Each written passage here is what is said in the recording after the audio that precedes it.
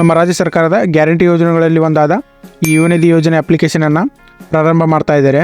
ಇನ್ನು ಈ ಅಪ್ಲಿಕೇಶನ್ ಹಾಕೋಕ್ಕೆ ಯಾವೆಲ್ಲ ದಾಖಲಾತಿಗಳನ್ನು ನೀಡಬೇಕಾಗುತ್ತೆ ಮತ್ತು ಈ ಯೋಜನೆಯ ಕುರಿತು ಸಂಪೂರ್ಣ ಮಾಹಿತಿಯನ್ನು ಈ ವಿಡಿಯೋದಲ್ಲಿ ತಿಳಿಸ್ಕೊಡ್ತೀನಿ.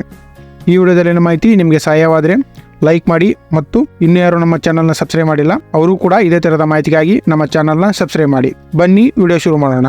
ಈ ಯುವನಿಧಿ ಯೋಜನೆಯನ್ನು ಇದೇ ಡಿಸೆಂಬರ್ 21ಕ್ಕೆ ಪ್ರಾರಂಭ ಮಾಡ್ತೀವಿ ಅಂತೇಳಿ ತಿಳಿಸಿದ್ರು. ಆದರೆ ಈಗ ಈ ದಿನಾಂಕವನ್ನು ಚೇಂಜ್ ಮಾಡಿ ಡಿಸೆಂಬರ್ 26ಕ್ಕೆ ಪ್ರಾರಂಭ ಮಾಡ್ತೀವಿ ಅಂತ ಹೇಳ್ತಾ ಇದ್ದಾರೆ. ಇನ್ನು ನೀವು ಡಿಸೆಂಬರ್ನಲ್ಲಿ ಈ ಅಪ್ಲಿಕೇಶನ್ನ ಹಾಕಿದರೆ ನಿಮಗೆ ಜನವರಿಯಿಂದಾನೇ ಹಣ ಬರೋಕ್ಕೆ ಶುರುವಾಗುತ್ತೆ ಅಂತಲೂ ಕೂಡ ತಿಳಿಸಿದ್ದಾರೆ. ಇನ್ನು ಯಾರೆಲ್ಲ ಈ ಅಪ್ಲಿಕೇಶನ್ ಹಾಕ್ಬೋದು ಅಂತೇಳಿ ನೋಡೋದಾದರೆ ಈ ಡಿಪ್ಲೊಮಾ ಡಿಗ್ರಿ ಸ್ಟೂಡೆಂಟ್ಗಳು ಈ ಅಪ್ಲಿಕೇಶನ್ನ ಹಾಕ್ಬೋದು. ಯಾರ್ಯಾರು 2022 ಮತ್ತು 2023ರಲ್ಲಿ ಪಾಸಾಗಿದ್ದೀರಲ್ಲ ಅವರು ಎಲ್ಲರೂ ಕೂಡ ಈ ಯುವನಿಧಿಗೆ ಅಪ್ಲೈನ ಮಾಡ್ಬೋದು.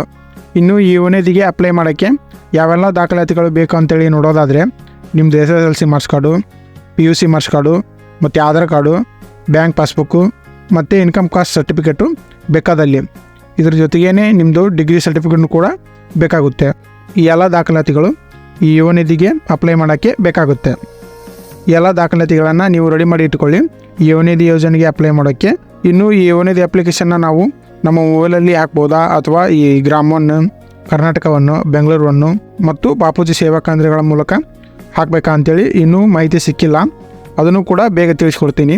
ಈ ವಿಡಿಯೋನ ನಿಮ್ಮ ಫ್ರೆಂಡ್ಸ್ಗೂ ಕೂಡ ಶೇರ್ ಮಾಡಿ, ಅವರು ಕೂಡ ಈ ಯುವನಿಧಿ ಯೋಜನೆ ಬಗ್ಗೆ ತಿಳ್ಕೊಂಡು ಅದರ ಲಾಭವನ್ನು ಪಡ್ಕೊಳ್ಳಿ. ಇದಾಗಿತ್ತು ಇವತ್ತಿನ ವಿಡಿಯೋ. ಈ ವಿಡಿಯೋದಲ್ಲಿ ಮಾಹಿತಿ ನಿಮಗೆ ಸಹಾಯವಿದೆ ಅಂದ್ಕೊತೀನಿ. Thank you for watching. ಧನ್ಯವಾದಗಳು.